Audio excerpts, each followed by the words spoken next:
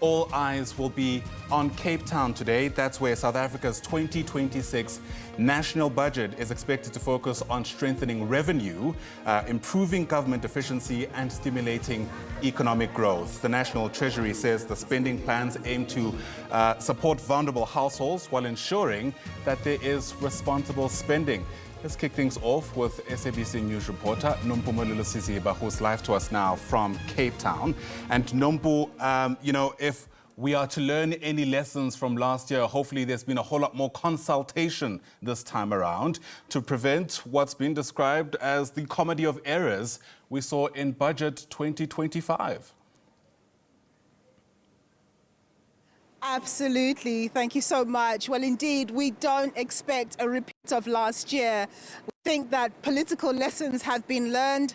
There's an understanding that we're now under a new political dispensation, that is the government of national unity. So one party can't just go off and do as it pleases. So the expectation is that we're going to have a better budget. There's an expectation that revenue has increased.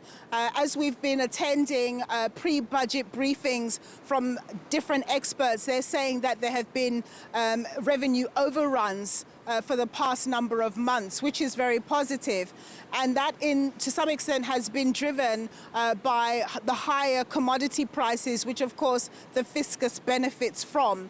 But also, as well, it seems as though sentiment has improved, and government is really, or National Treasury is really pushing the idea of accelerating economic reforms, investment in infrastructure, and very importantly for their macroeconomic stability. That just basically refers to the inflation and interest rate environment.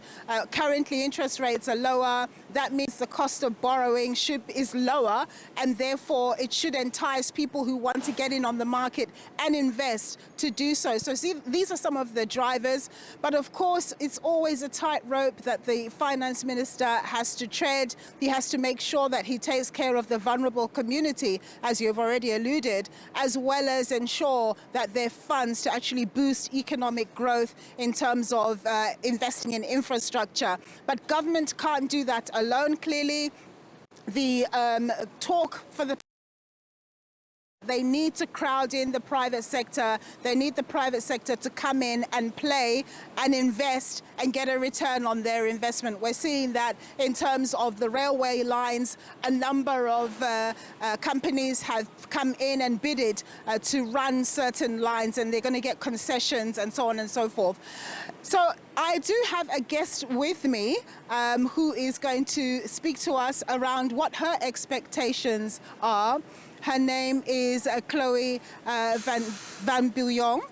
She is from the AICD Budget Justice Coalition. If I could have Chloe come in.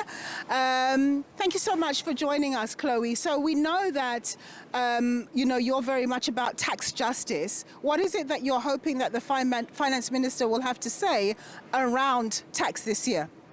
Thank you so much for having me on.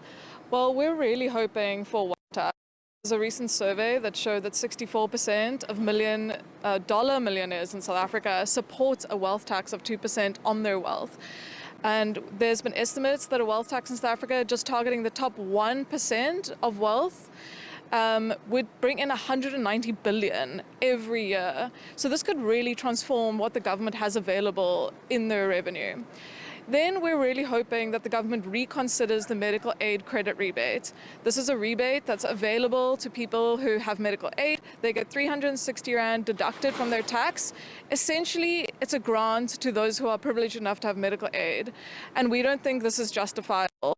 And it costs the state 30 billion, which could be much better used. Then we've seen that in South Africa, there is almost 2 trillion in idle capital. This is money that people are not investing. Some have been calling it investment strike. And we think that this money, if it was put into productive investment, could really benefit the economy. So we think measures need to be taken to incentivize this. This could mean a tax on idle capital, for example, but there are also other ways in which this can be incentivized.